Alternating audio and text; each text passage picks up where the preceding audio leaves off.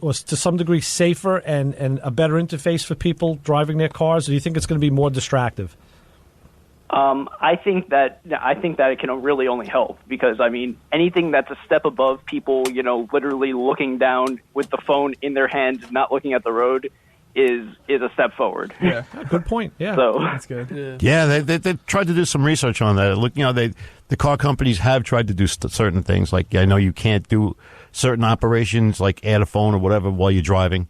Okay. We'll discuss how we know that. Like certain parts of the video systems. Even like in my Mazda that has a factory navigation system, I can activate it and get the map up, but I can't input anything when the car is driving. Right, you have to be able to stop. So I find myself rolling to a stop and hitting that like 5 mile an hour mark and then quick hitting buttons really quick, like, oh, damn, the light's changing. Crap, I can't. That's when them fast fingers from texting come in handy if you happen to own a pair. And that car is like, it's a joystick, though, so it's a little, it's that's BMW-ish, if you will. Let's face it, driving a stick is a good way of not being a distracted driver because now you got to concentrate. Oh, stick shift, yeah. Definitely. Yeah. Well, any other thoughts, Mike? I mean, being right in that group, you're in that right demographic. I mean, you can see you have Joe here for a dad, which is a great asset. Whether you realize, I know you realize it, but definitely. So you hear that side of it, plus you're part of it when you go out. How do you find that interface? Is it a weird meld, or do you find yourself like staring at dilithium crystals trying to make it all work?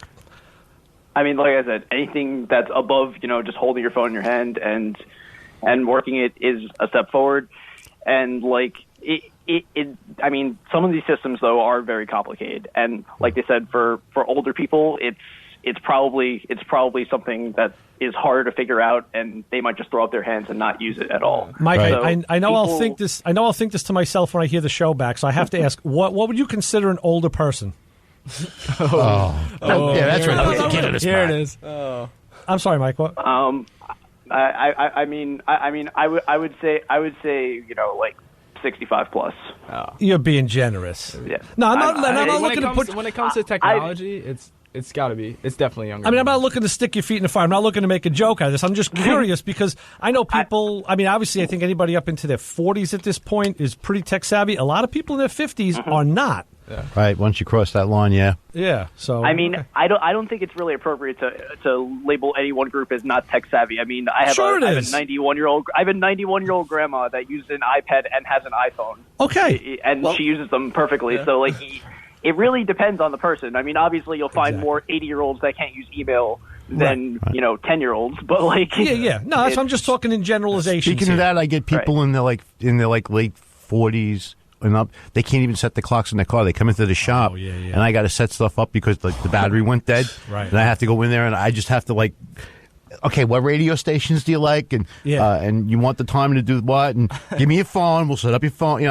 It's like they can't do like nothing. Q104 and a bone. Give them a couple of good stations. That also could just be the reverse. Like when you pick the way iPhones are made, you pick up an iPhone, you can pretty much figure it out from the start. They've made them user friendly. When it comes to old car technology, stuff like that, you got to figure out which buttons to do and stuff like that. And there's no parity. The manufacturers don't have a set way of doing it between them. They can have their own systems or whatever. Yeah, exactly. There's no standard. Cool. All right, Michael. Thanks for the input. We appreciate that as always. Yeah, no problem, from you. Mike is the star of the news wrap-up on WHPC on Friday afternoons. You can catch him at 4:30. I think he stands right here in my spot. Yes. From what I understand. Now it's Tuesdays. Tuesdays. Tuesdays. Oh, Tuesdays. Did you do this past Friday? I did not. I did this past Tuesday. All right. So now I got to go back to Tuesday to find out. All right, Mike. Thanks a lot, buddy. All right. Thanks, care, kid. guys. All right. See you later. Bye-bye. All right. We're going to take our last break here on Motormouth Radio. We'll take a quickie and we'll come back with Jack and Ryan, and we'll wrap up talking about car safety and all that cool stuff and which CD player we're going to do this one. Keep it where you got it. Motormouth Radio.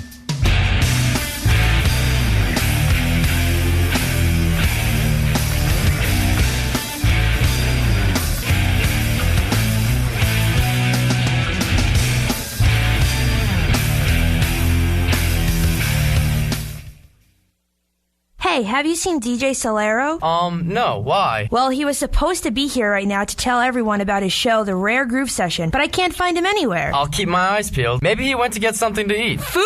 He went to get food? I mean, who can eat at a time like this? Relax. I'm sure everyone will figure out when they can listen to the most incredible music from the 60s and 70s that they may have not heard before. But what if they can't? What if they never figure out when the Rare Groove Session is on? What happens then, huh? I don't want to live in a world where no one knows about the Rare Groove Session. Hey guys, ready to tell everyone about RGS? DJ Solero, where the have you been? I was getting something to eat. How can you eat at a time like this? What are you talking about? Don't mind her. Go ahead. Tell everyone when to listen. Okay then. If you're looking to hear some mind-blowing music, check out the Rare Groove Session Friday nights at midnight on the voice of Nassau Community College, 90.3 WHPC.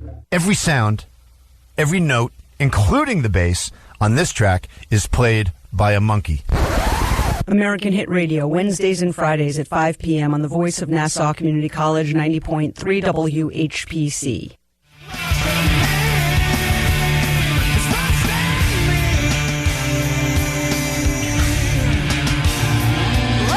All right, sprinkling some holy water from Soundgarden. We're on Motormouth Radio with Ray Guarino, Joe D, Jack and Ryan from the Extremes video. Yep. That went out on a AAA site. Guys, we're in our last segment. Anything you want to say, now's the time to say it. All right. Yeah, lay it on us. Yeah, well, we kind of covered what you want to do in the future. You want to do more of this stuff. College, of course, you're looking at Delaware. Delaware, right? University of Delaware, yeah. That's yeah, UD. What about you, Ryan? You going on? I'm going to be attending SUNY Oneonta. Oh, excellent! Yeah. Look at that. I'm playing lacrosse there too. It's going to be a lot of fun. Yeah. Nice. He's smiling. Oh, that's funny. Excellent. Very good. That's cool. That's cool. Yeah, are most of your friends going away to school, or? Yeah, pretty much. Some of them staying behind, and some of them are going to either Nassau or Suffolk, or right. Just staying home for a year, trying to figure out what to do. Okay. Yeah, that happens. You always get the. There's not everybody. I didn't go away to school. I didn't. It took me a while. Yeah, some of us couldn't even find school. Right. Yeah, it was different back then.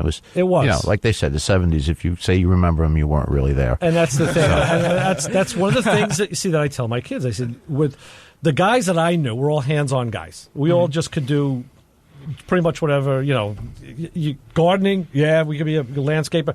We could get a job in a gas station working on cars. We could work in a deli, working on slicers. We had that dexterity, which was pretty common back then. I don't know. I guess it came from our parents' generation. And myself included in the guys I hung with, we never worried about being out of work. In fact, I had friends who just quit a job. Screw you, I quit. Like, hey, what happened? I quit my job. What are you going to do? I don't know. The next week they'd be doing something else. They'd walk into a place and need help. Well, they'd take a week off, then walk in. Hey, now the guy's working in a machine shop, and after that he's doing, in an auto parts store. Gee, sounds like my resume, but that was the point. It was back then you could do that, and the money was decent. Yeah, if you could prove yourself, you could make some good money quick, and now. That's I tough. don't know if I would want to be a kid these days. What they're up against in the job market and whatnot. Although the toys are way cooler. And they, you know what I mean. But and 40 years off the old clock would be kind of cool, huh? Yeah, that'd be kind of. I don't know. I'd lose about half of myself. Did you just seize for a second? I certainly did. I thought you did. Yeah. That was definitely a little flashback there.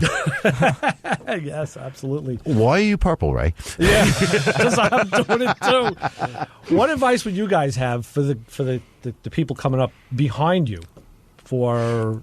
Yeah, now that you guys are the elders, kind of. The elders of the youngers. I don't know. I'm not sure. I mean, definitely start working young. Like, I'm glad I did that. I've had... Yeah, what kind of jobs have you had? Start building up your resume. Yeah, start getting out there, getting some experience. So many different jobs. I worked at a farmer's market, and then I worked at a marina. Right. I was a boat tender, and then I worked at a deli, and now I'm doing deliveries. So. Okay.